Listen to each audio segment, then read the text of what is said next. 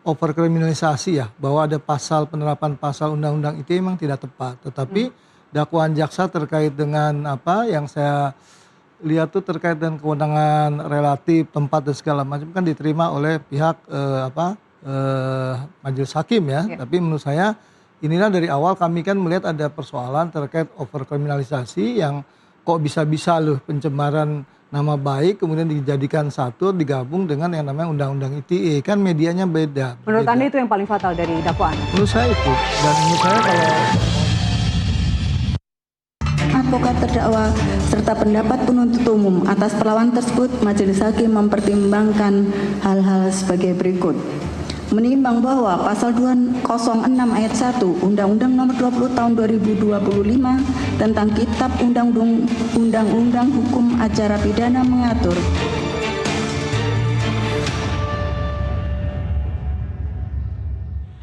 Pemirsa, sidang kasus dugaan fitnah ijazah palsu Jokowi dengan terdakwa Tifauzia Tiasuma mendadak dihentikan oleh majelis hakim. Hari ini Pengadilan Negeri Jakarta Timur resmi mengabulkan eksepsi terdakwa. Apakah ini sekedar celah formil hukum atau akhir dari sebuah pembuktian?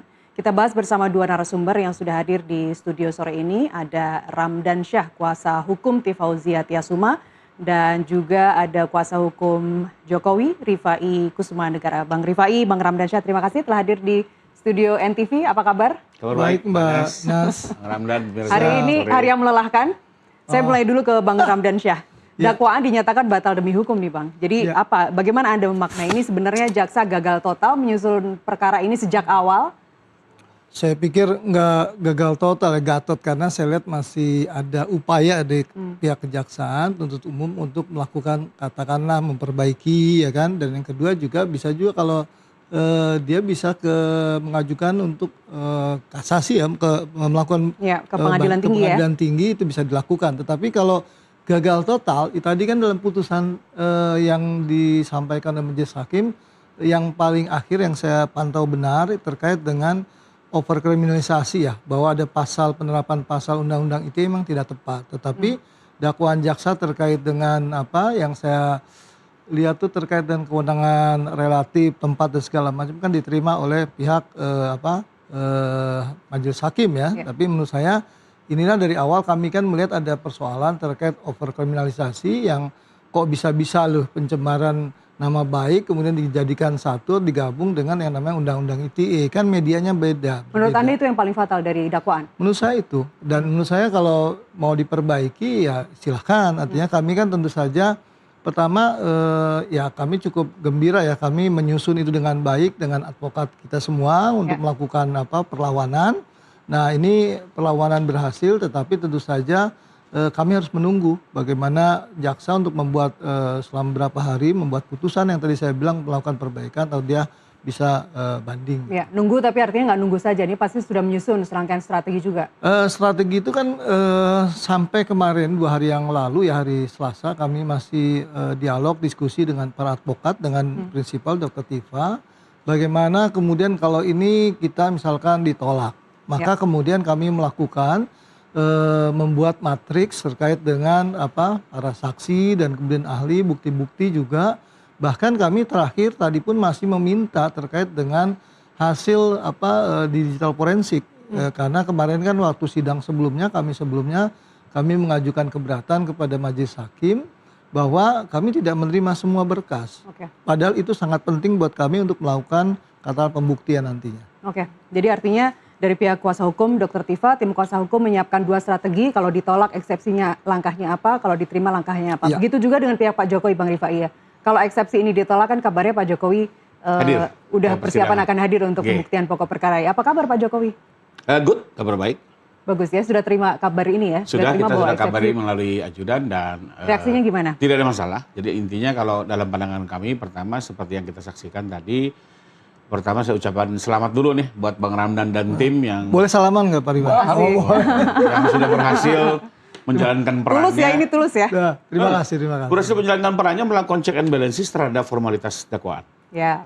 Sekalipun saya agak beda pandangan, kalau saya, tadi juga saya dari sidang, kalau yang saya ikuti, yang jadi persoalan adalah adanya penggunaan satu delik ya atau pasal pidana yang menggunakan KUHP lama dan KUHP baru. Rezimnya beda. Nah, itu yang menjadi persoalan. Jadi artinya saya langsung aja ya. Jadi menggunakan pasal 310 di KUHP lama dengan pasal 433 di KUHP baru dan dicampur dalam sebuah dakwaan.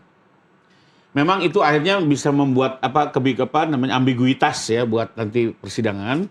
Karena kan seharusnya berdasarkan asas lex favoreo harusnya ditentukan mana yang paling meringankan terdakwa maka itu digunakan.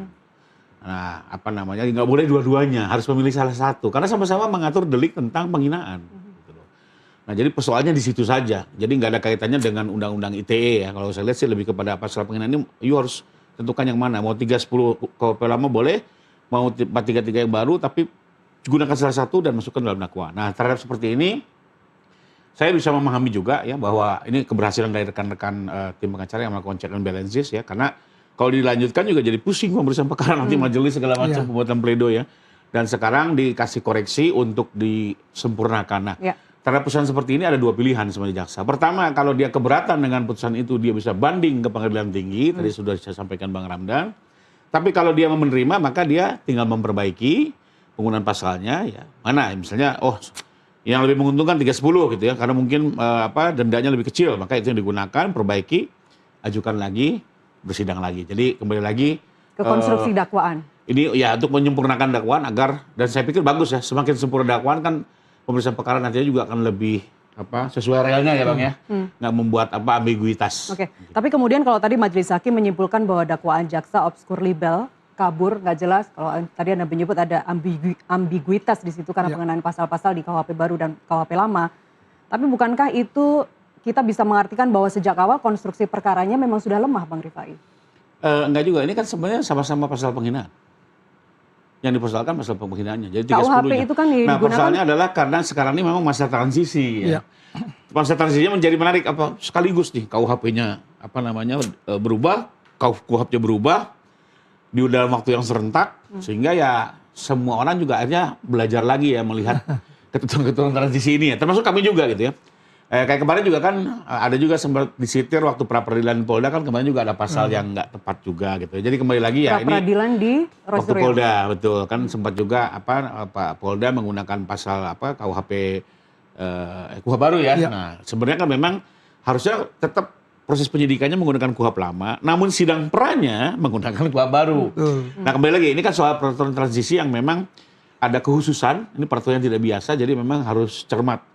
Jadi buat saya sih bagus-bagus saja, ya, artinya ini menjadi koreksi, teman-teman PH bisa cermat melihat ini dan tinggal kita lihat bagaimana nanti jaksa bersikap. Ya. Oke, tapi bagaimana kemudian nanti memastikan dakwaan baru tidak akan mengulangi cacat yang sama? Ini seolah kita seperti menonton satu pertunjukan, pasal-pasal seolah-olah dipaksakan ada KUHP 434, 433, 441, kemudian juga 126, Undang-Undang ITE-nya ada pasal 35, 32, pasal 51, ini sepertinya semuanya dicampur aduk di dalam satu dakwaan, Bang Rifai. Ya kalau itu kan kembali ke hasil pembahasan pihak kejaksaan yang memang sudah meneliti berkas ini secara cermat dan akhirnya mengambil satu sikap dalam membentuk model dakwaan yang kumulatif deh ya.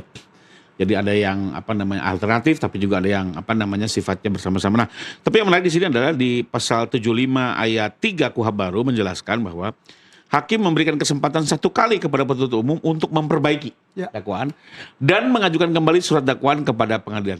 Artinya hanya satu kali. Jadi kalau ini sampai diajukan lagi, ya lalu kembali dieksepsi, nah ini menjadi perhatian juga. Artinya hanya sekali nih kesempatan perbaikan gitu ya. Dan kalau sampai berulang ya ini bisa menyebabkan juga perkara menjadi. Artinya koreksi di konstruksi pasal-pasal itu hanya bisa dilakukan satu kali. Satu kali. Koreksi dilakukan di pasal 7. Ini juga menarik. Ini peraturan baru di KUHP lama dulu nggak ada peraturan ini ya.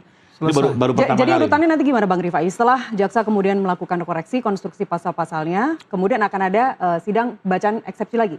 Enggak, didaftarkan lagi. Didaftarkan lagi dari depan lagi? Dari depan lagi. Nomor perkaranya baru lagi.